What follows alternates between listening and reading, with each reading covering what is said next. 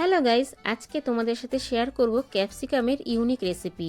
এই রেসিপিটা করার জন্যে আমি এখানে বড় সাইজের একটা ক্যাপসিকাম নিয়েছি। ক্যাপসিকামটাকে ভালো করে ধুয়ে নিয়েছি। এবার আমি ক্যাপসিকামটা এইরকম ছোট ছোট করে কেটে নেব। বন্ধুরা দেখতে থাকো আমার আজকের এই রেসিপিটা, আশা করি তোমাদের ভালো লাগবে। বাই দ্য ওয়ে, আমি শম্পার ইউটিউব চ্যানেলে তোমাদের সবাইকে ওয়েলকাম। এই রেসিপিটা খেতে কিন্তু রুটি, পরোটা, ফ্রাইড রাইস আর পোলাওর সাথে দারুণ লাগবে। বন্ধুরা অবশ্যই বাড়িতে একবার ট্রাই করবে। একদম ইউনিক রেসিপি বন্ধুরা, যদি তোমরা বাড়িতে করে না থাকো অবশ্যই একবার বাড়িতে ট্রাই করবে। দেখো আমার ক্যাপসিকামটা কিন্তু কাটা হয়ে গেছে। এবার আমি ক্যাপসিকামটা একটা প্লেটে তুলে নেব। এই রেসিপিটা কিন্তু বাচ্চারাও ভীষণ পছন্দ করবে বন্ধুরা।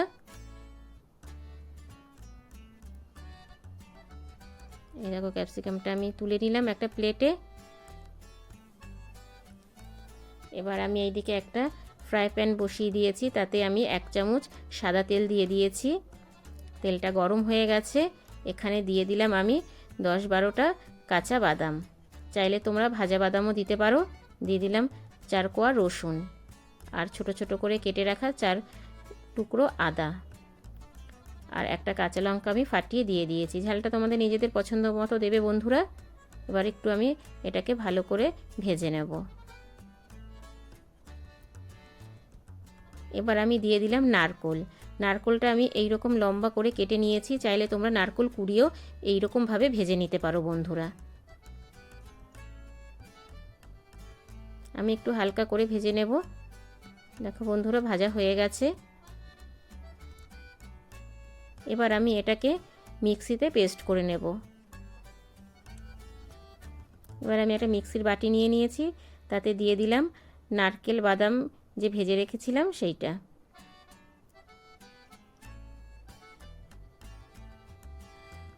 এবার এর মধ্যে আমি দিয়ে দিচ্ছি একটা মিডিয়াম সাইজের টমেটো ছোট ছোট করে কেটে।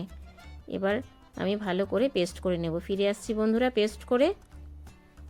এই দেখো বন্ধুরা পেস্ট হয়ে গেছে। দেখো পেস্টটা কত সুন্দর হয়েছে। এই দেখো একদম মিহি পেস্ট করে নিতে হবে বন্ধুরা। এটাকে এবার সাইড করে রেখে দেব। আবারও আমি একটা কড়াই বসিয়ে দিয়েছি, তাতে দিয়ে দিলাম সাদা তেল। আমি কিন্তু এটা পুরো সাদা তেলেই রান্না করছি। তেলটা এবার একটু ভালো করে গরম করে নেব।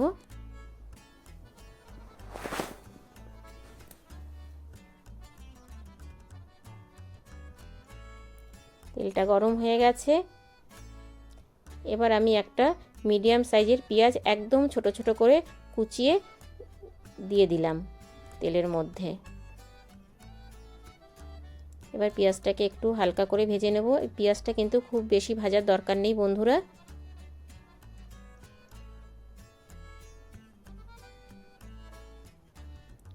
পেঁয়াজটা এরকম হালকা করে ভেজে নিতে হবে। এবার আমি দিয়ে দিলাম কুচিয়ে রাখা কাঁচা লঙ্কা।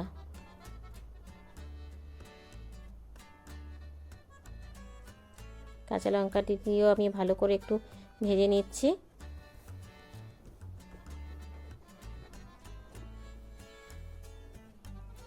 ভাজা ভাজা হয়ে এসছে। এবার আমি যেই মশলাটা পেস্ট করে রেখেছিলাম সেটা দিয়ে দিলাম।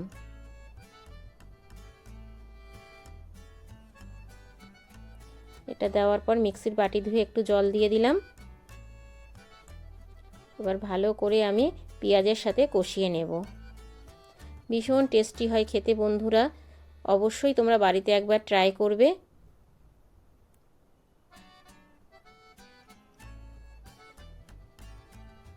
মশলাটাকে ভালো করে আমি কষিয়ে নেব।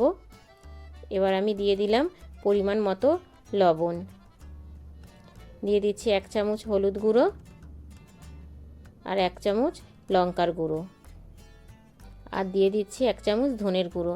তবে আমি এখানে কোনো জিরের গুঁড়ো ব্যবহার করব না বন্ধুরা। ভালো করে এবার মশলাটাকে কষিয়ে নেব।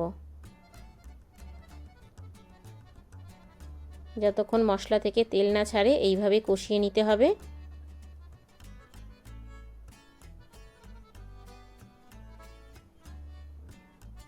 এই দেখো বন্ধুরা মশলা থেকে কিন্তু তেল ছাড়া শুরু হয়ে গেছে। যখন দেখবে মশলা থেকে তেল ছেড়ে দিচ্ছে তখন বুঝে নিতে হবে যে মশলাটা কিন্তু এবার কষে এসছে।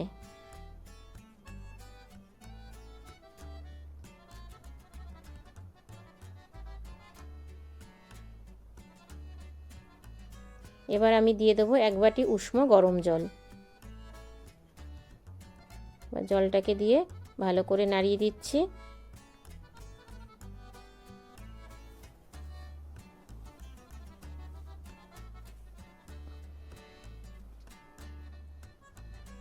এবার একটু ফুটতে দেব। আমি এটা 2 মিনিটের জন্য ঢেকে দিলাম। আর এইদিকে দেখো আরেকটা ফ্রাই প্যান বসিয়েছি, তাতে একটু তেল দিয়ে দিলাম। যেই ফ্রাই প্যানে আমি বাদাম আর নারকেল ভেজেছিলাম সেটাই দিয়ে দিলাম। এবার এতে আমি ক্যাপসিকামগুলো একটু হালকা ভেজে নেব। ক্যাপসিকামটা কিন্তু খুব বেশি ভাজার দরকার নেই বন্ধুরা, জাস্ট হালকা একটু তেলে নাড়িয়ে চাড়িয়ে নামিয়ে নেব।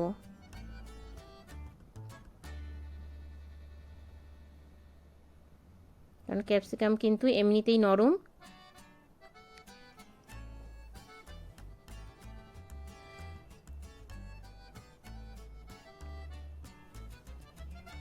দেখো বন্ধুরা ক্যাপসিকামটা কিন্তু অনেকটাই নরম হয়ে গেছে। এবার আমি নামিয়ে নেব। আর এই দিকে ফিরে আসলাম 2 মিনিট পরে।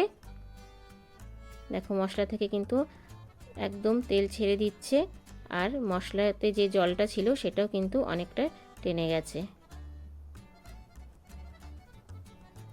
এবার আমি দিয়ে দিচ্ছি টক দই। এখানে 3 চামচ টক দই আছে বন্ধুরা। টক দইটাকে ভালো করে ফ্যাটিয়ে দিয়ে দিলাম। এই সময় কিন্তু গ্যাসের ফ্লেমটা একদম লো করে দিতে হবে। ভালো করে টক দইটা দিয়ে আবারও আমি একটু কষিয়ে নেব।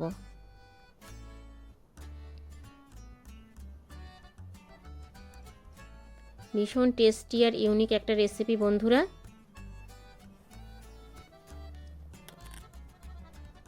যেটা রুটি, পরোটা, ফ্রাইড রাইস, পোলাও সব কিছুর সাথে খেতে ভীষণ ভালো লাগবে। তারপর দিয়ে দিলাম আমি 4টে গোটা কাঁচা লঙ্কা।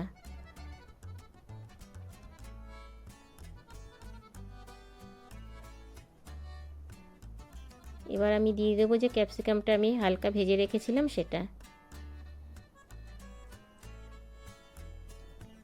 ক্যাপসিকামটা দেওয়ার পরে আবারও একটু নাড়িয়ে চাড়িয়ে দেব।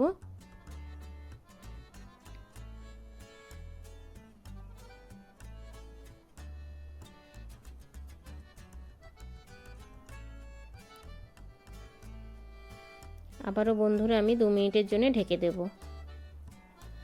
ফিরে আসছি বন্ধুরা 2 মিনিট পরে। এই দেখো, দেখেই বুঝতে পারছো বন্ধুরা রান্নাটা কিন্তু আমার প্রায় হয়ে এসেছে।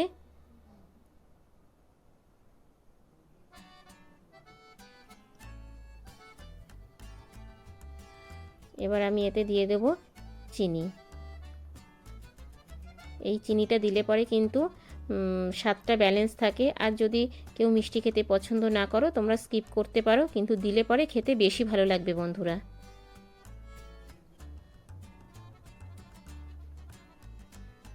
এবার দিয়ে দিচ্ছি গরম মশলার গুঁড়ো।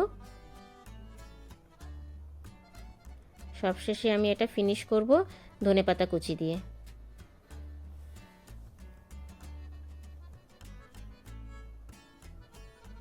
ধনেপাতা কুচিটা দিয়ে আবারও আমি ভালো করে একটু নাড়িয়ে চাড়িয়ে দিলাম। বন্ধুরা আমার কিন্তু রেসিপি একদম রেডি। এই দেখো বন্ধুরা, দেখে কি মনে হচ্ছে কতটা লোভনীয় হয়েছে, খেতে কিন্তু ভীষণ টেস্টি হয়েছে। এবার আমি তোমাদের বাটিতে সার্ভ করে দেখাচ্ছি। এই দেখো বন্ধুরা, তা আমার আজকের এই রেসিপিটা তোমাদের কেমন লাগলো ছোট্ট একটা কমেন্টস করে জানিও, কারণ তোমাদের ছোট্ট ছোট্ট কমেন্টস কিন্তু আমাকে ভিডিও করতে অনেক বেশি উৎসাহ দেয়। আর বেশি ভালো লাগলে আমার চ্যানেলটাকে সাবস্ক্রাইব করে পাশে থাকার বেল আইকনটা অল করে দিও। যখনই আমি নিত্য নতুন ভিডিও আপলোড দেব তোমাদের কাছে পৌঁছে যাবে।